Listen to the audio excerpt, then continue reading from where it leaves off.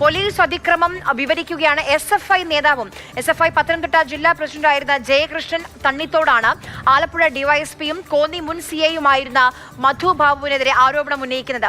കണ്ണിലും ശരീരത്തിലും മുളക് സ്പ്രേ ചെയ്തു, ചെവിയുടെ ഡയഫ്രം അടിച്ചു പൊട്ടിച്ചുവെന്നും ജയകൃഷ്ണൻ പറയുന്നു. ഇപ്പോൾ ഈ മധുബാബു എന്ന് പറഞ്ഞ CI ആണ് മർദ്ദിച്ചത്. പക്ഷേ മധുബാബുവും പോലീസ് കസ്റ്റഡി മർദ്ദന കേസുകൾ അദ്ദേഹം പ്രതിയാണ്. 2ഓളം കേസുകൾ അദ്ദേഹം ശിക്ഷിക്കപ്പെട്ടിട്ടുണ്ട്.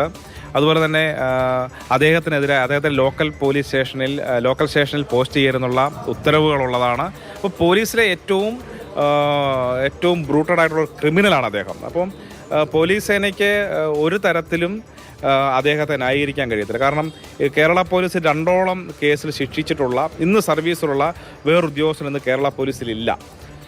ആ പോലീസ് മർദ്ദനവുമായി ബന്ധപ്പെട്ടുകൊണ്ട് എൻ്റെ ശരീരത്തിൽ ഇന്നും കാലുമുട്ട് താഴെ 3-4 പാടുകൾ ഇന്നും അവശേഷിക്കുന്നുണ്ട്. ചെവിയുടെ ഡയഫ്രം പൊട്ടിയ കാരണം എനിക്ക് ചെവിക്ക് കേൾവിക്കുറവിനെ അത് ബാധിച്ചു. അതുപോലെ തന്നെ പെപ്പർ സ്പ്രേ ചെയ്ത കാരണം അത് കണ്ണിന് കാഴ്ചക്കുറവിനെ ബാധിച്ചു. അന്ന് വലിയ വാർത്തയായ സംഭവമാണ്. അതേസമയം ഈ ആരോപണങ്ങളെല്ലാം അടിസ്ഥാനരഹിതമാണെന്നാണ് ഡിവൈഎസ്പി P. മധു ബാബു പറയുന്നത്. നിയമപരമായ നടപടി സ്വീകരിക്കുമ്പോൾ ശത്രുത ഉണ്ടാവുക സ്വാഭാവികമാണെന്നും മധു ബാബു പറയും. ശ്രീ അഭിലാൽ നമുക്കൊപ്പം വിവരങ്ങളുമായി ചേരുന്നുണ്ട് പത്തനംതിട്ടയിൽ നിന്ന്. അഭിലാൽ, ഇപ്പോൾ ഈ SFI നേതാവ് പറയുന്ന ഒരു കാര്യം താൻ മാത്രമല്ല, ഇതുപോലെയുള്ള കസ്റ്റഡി മർദ്ദനത്തിന്റെ പരാതികൾ ഇതിൽ കൂടുതലുണ്ട് ഈ ഡിവൈഎസ്പിക്കെതിരെ എന്നുള്ളതാണ് പറയുന്ന കാര്യം ജയകൃഷ്ണൻ. 2012 ഒക്ടോബർ മാസം 12-ാം തീയതിയാണ് ഈ പരാതിക്ക് ഇടയാക്കിയ സംഭവം ഉണ്ടാകുന്നത്.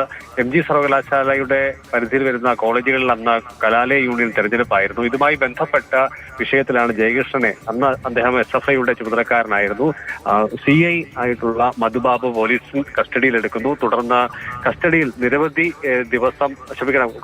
നിരവധി മണിക്കൂറുകൾ പാർപ്പിക്കുകയും ആ സമയത്ത് മനുഷ്യത്വരഹിതമായ രീതിയിലുള്ള മർദ്ദന മുറ സ്വീകരിക്കുകയും ചെയ്തു. കാലിന്റെ വെള്ള അടിച്ചു പൊട്ടിച്ചു, ഒപ്പം തന്നെ മുഖത്തും ശരീരത്തിലും മുളക് സ്പ്രേ ചെയ്തു, ചെവിയുടെ ഡയഫ്രം അടിച്ചു പൊട്ടിച്ചു എന്നിങ്ങനെ 3 ആരോപണങ്ങളാണ് FB പോസ്റ്റിലും പിന്നീട് മാധ്യമങ്ങളോട് നേരിട്ട് സംസാരിക്കുമ്പോഴും ജയകൃഷ്ണൻ പറയുന്നത്. തുടർന്ന് ആ ദിവസം വരെ മറ്റേതെങ്കിലും കേസിൽ പ്രതിയല്ലാതിരുന്ന ജയകൃഷ്ണനെതിരെ നിരവധി കേസുകൾ ചുമത്തപ്പെടുകയും അങ്ങനെ 3.5 മാസം ജയിലിൽ കഴിയുകയും ചെയ്യേണ്ട സ്ഥിതി വന്നു എന്നുള്ളതാണ് ആരോപണമായി ഉന്നയിക്കപ്പെട്ടിട്ടുള്ളത്.